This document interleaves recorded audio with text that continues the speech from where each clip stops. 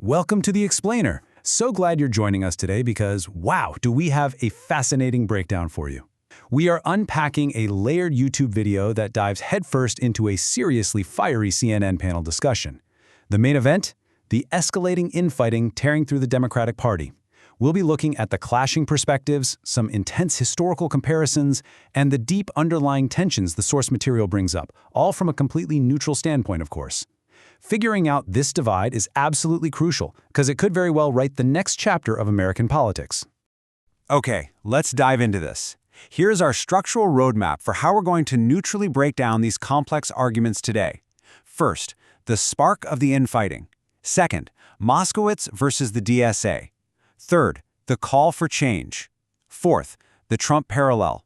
And finally, the commentator's conclusion. Section 1. The Democratic infighting spark, analyzing the initial clash on the panel. So, the video we're unpacking really zeroes in on this growing, unavoidable friction between establishment Democrats and insurgent left-wing factions. The CNN panel kicks things off with a huge debate premise right on the heels of some recent election losses. They're asking, are voters pushing for normalcy and a return to the political center? Or, on the flip side, are they demanding radical, fundamental change to the party's entire platform? A huge focal point of this whole debate is the DSA, which stands for the Democratic Socialists of America. Now, in the context of this panel, they're defined and characterized as an insurgent group that's aggressively challenging establishment Democratic politicians from the left. Basically, the commentators position them as the primary agitators stirring the pot in this current intra-party conflict. Moving on to Section 2, Moskowitz versus the DSA, the battle for campaign resources. To really illustrate this tension, the panel features Representative Jared Moskowitz, who airs a very public, very loud grievance centered around one staggering number: $1 million. He emphatically points out that this is the exact amount the DSA spent trying to unseat him in a primary election. And, this is particularly notable because Moskowitz represents a district that actually leans Republican. Now, what's really interesting about this slide is the sheer frustration you can hear in his argument. He states, the DSA targeted me in a red seat, I took a bullet for the Democrats, and the DSA spent $1 million to take me out. I mean, he is expressing some deep, deep anger here at having to burn vital campaign resources defending his own flank from his own party rather than fighting his Republican opponent. And this perfectly illustrates the core strategic disagreement happening here.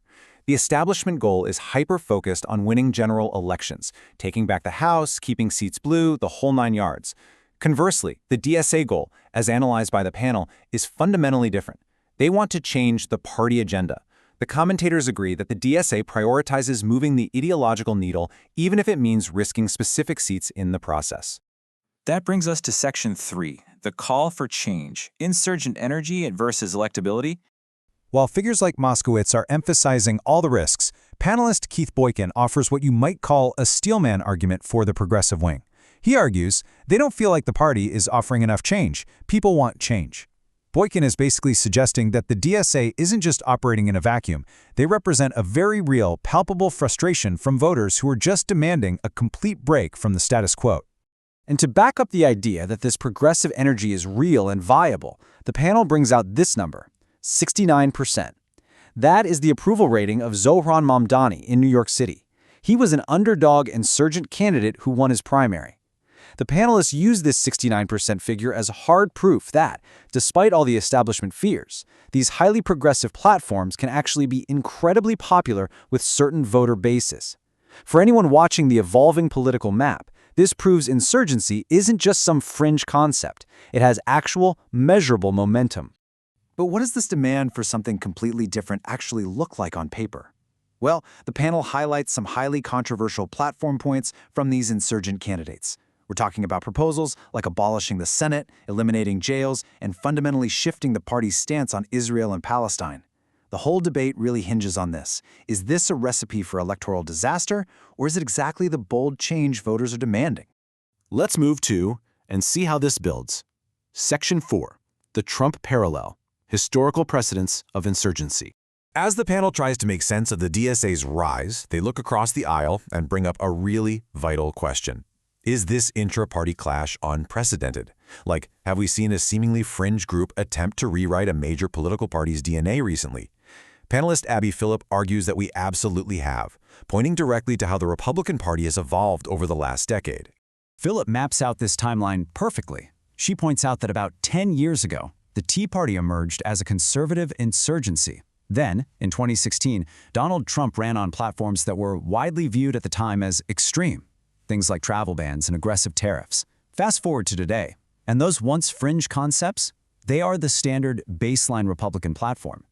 Her overarching argument is that insurgent, seemingly radical platforms can and do successfully rewrite a party's entire identity over time. However, as you might expect, this historical parallel is hotly debated in the source material. While Abby Phillip views Trump's rise as the introduction of extreme ideas that successfully shifted the party, conservative panelist Scott Jennings, along with YouTube hosts analyzing the clip, reject this comparison entirely. They argue Trump wasn't pushing extreme changes at all. Instead, they claim he brought back common sense and successfully co-opted traditional labor Democrat positions like tariffs that just resonated broadly with everyday voters. Which leads us to Section 5. The commentator's conclusion, the YouTuber's final takeaway.